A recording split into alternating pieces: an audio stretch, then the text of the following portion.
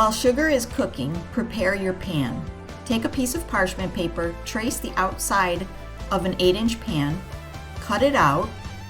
After that, insert it into the bottom of the pan, making a crease so that we can insert a collar. Flip the parchment over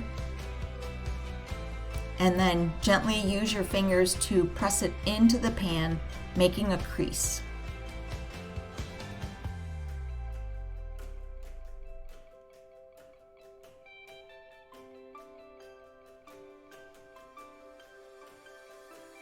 Next, we're going to cut a full sheet parchment in half lengthwise and insert it and then tape the edges.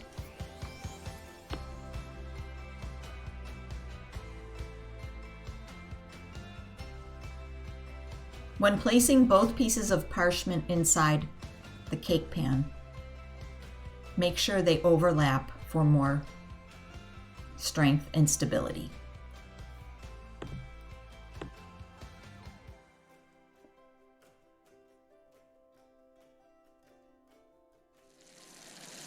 The sugar syrup will be cooked until 311 degrees. When it reaches 311, remove from stove and set a timer for 5 minutes. Leave the mixture undisturbed for 5 minutes. When the 5 minutes is up, whisk in the bloomed gelatin using a whip and followed by sifting in the baking soda.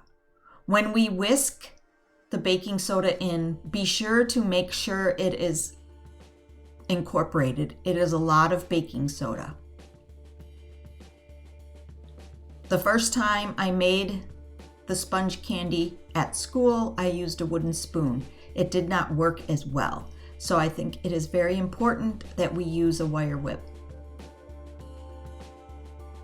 You will see once the baking soda is added, you should start to see the chemical reaction. You should start to see the mixture getting light and foamy.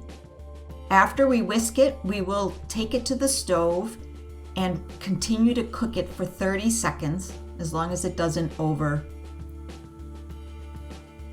the pot.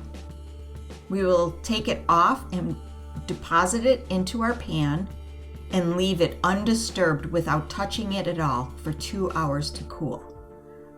After it's deposited, you really don't want it to jiggle or touch or move because it can sink.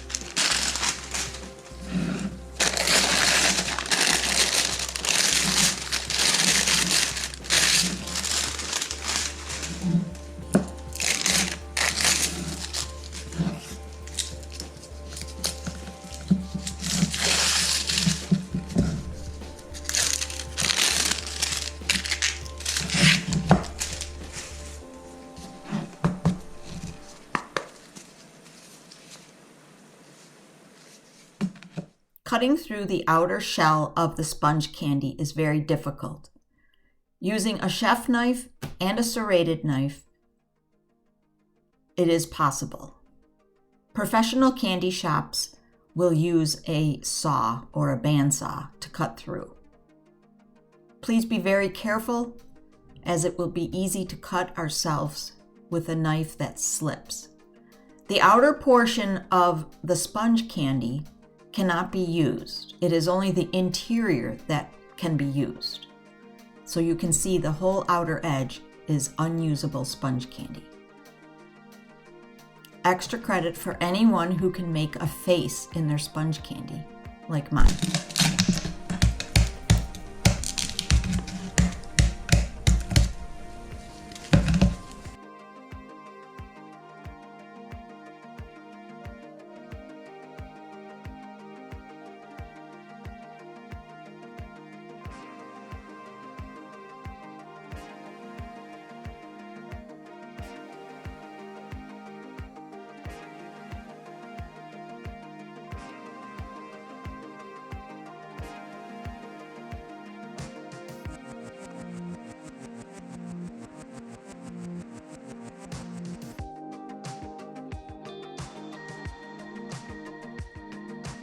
There is more unused portion of sponge candy than used in some cases.